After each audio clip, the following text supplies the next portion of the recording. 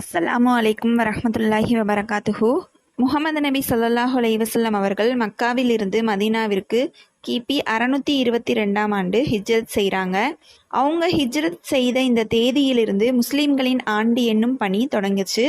இந்த ஹிஜ்ரியின் 2ஆம் ஆண்டு, அதாவது நபி ஸல்லல்லாஹு அலைஹி வஸல்லம் அவங்க மக்காவிலிருந்து மதீனாவிற்கு இடம்பெயர்ந்து 2 வருடம் கழித்து ரமலான் நோன்பு பற்றின வசனங்கள் நபி ஸல்லல்லாஹு அலைஹி வஸல்லம் அவங்களுக்கு வஹி மூலம் இறங்குது. அப்போதிலிருந்தே முஸ்லீம்கள் இந்த ரமலான் நோன்பை கடைபிடித்து வராங்க. இந்த ரமலான் நோன்பு கடமையாக்கப்படுவதற்கு முன்பிருந்தே மெக்கா மற்றும் மதீனாவில் நோன்பு நோட்பது வழக்கமாக இருந்து வந்திருக்கு. அதாவது குறிப்பிட்ட தேதிகளில் மக்கா மற்றும் மதீனாவாசிகள் நோன்பு நோட்பதை வழக்கமாக கொண்டிருந்திருக்காங்க. குறிப்பாக பார்த்தோம்னா ஆஷுரா நாள், அதாவது முஹரம் 10 நோன்பு நோக்கக்கூடியவர்களாக இந்த மக்கா மற்றும் மதீனாவாசிகள் இருந்திருக்காங்க.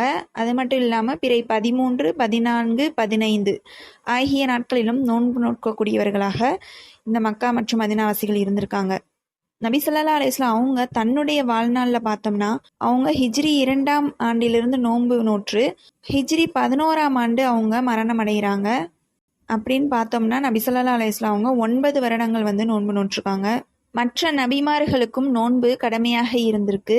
ஆனால் அந்த நோன்பு எப்படிப்பட்டதாக இருந்துச்சுன்னா, இந்த மாதிரி நபி ஸல்லல்லாஹு அலைஹி வஸல்லம் அவங்களுக்கு கடமையாக்கப்பட்ட 30 நாட்களாக இருக்கவில்லை.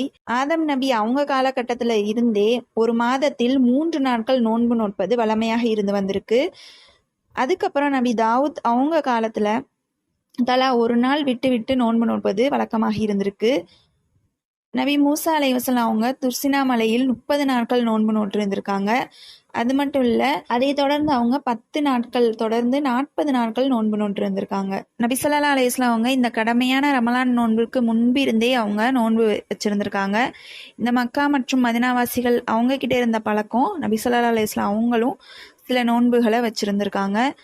நபி அவர்கள் தன்னுடைய வாழ்நாளில் கடமையான நோன்புகளை தவிர 30 வருடங்கள் நோன்பு வச்சதாக ஹதீஸ்களில் சொல்லப்பட்டிருக்கு.